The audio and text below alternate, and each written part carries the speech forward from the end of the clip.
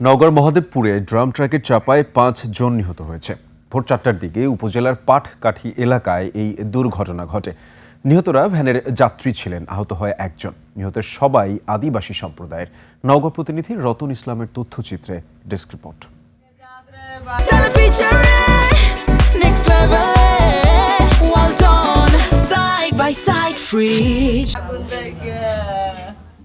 এ কান্না স্বজন হারানোর। নওগাঁর মহাদেবপুরে ড্রাম ট্রাকের চাপায় ভ্যান চালক সহ 5 জন নিহত হয়। ওই গ্রামে বইছে এখন শোকের মাতম।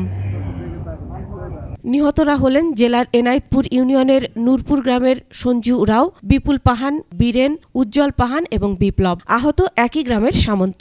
বিটকাল একটা সাউন্ড আসলে দুর্ঘটনা মনে করে আমরা বাইরে বের হলে দেখি যে ড্রাম ট্রাকটা নিচে পড়া। তখন আমরা রাস্তায় উঠে আসি, 2 জন ছেলে দৌড়ে পালাচ্ছে ভিজা। আমি বললাম যে কি অবস্থা? তো বলছে ভাই ওখানে গাড়ি অ্যাক্সিডেন্ট হয়েছে, আপনারা মানুষগুলোকে বাঁচান। ব্রেক ফেল হয়েছে নাকি ঘুম আতঙ্কে এই জিনিসটা বোঝা যায়নি। তো গাড়িটা ডাইরেক্ট আসছে, ওইখান থেকে ভ্যানও এখানে এসে গেছে। ওইখান থেকে ওই ঘুম থেকে এখন জাগে উঠে দেখছে যে গাড়ি হয়তো আর কন্ট্রোল করতে পারেন, ডাইরেক্ট গাড়িটা এই দিকটা নামে গেছে। পুলিশ জানায় ভোরে একটি ভ্যানে হলুদ বোঝাই করে 5 যাত্রী মহাদেবপুরের দিকে যাচ্ছিলেন। পথে আখেরা এলাকায় একটি ড্রাম ট্রাক ভ্যানটিকে চাপা দেয়। এতে ঘটনাস্থলেই 2 জনের মৃত্যু হয়। হাসপাতালে চিকিৎসাধীন অবস্থায় মৃত্যু হয় 3 জনের। ঘটনাস্থলে 4 জন মারা যায়, আর একজন রাজশাহীতে যাওয়ার পথিমধ্যে মারা যায়।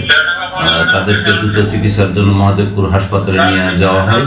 এই সংক্রান্তে একটা নিয়মিত মামলা রুজু হয়েছে এবং যে চালককে গ্রেপ্তারের চেষ্টা অব্যাহত আছে। দুর্ঘটনার পর মহাসড়কে কিছু সময় যান চলাচল ব্যাহত হয়। মাসুম আল ইসা, ডেস্ক রিপোর্ট, 21 টেলিভিশন।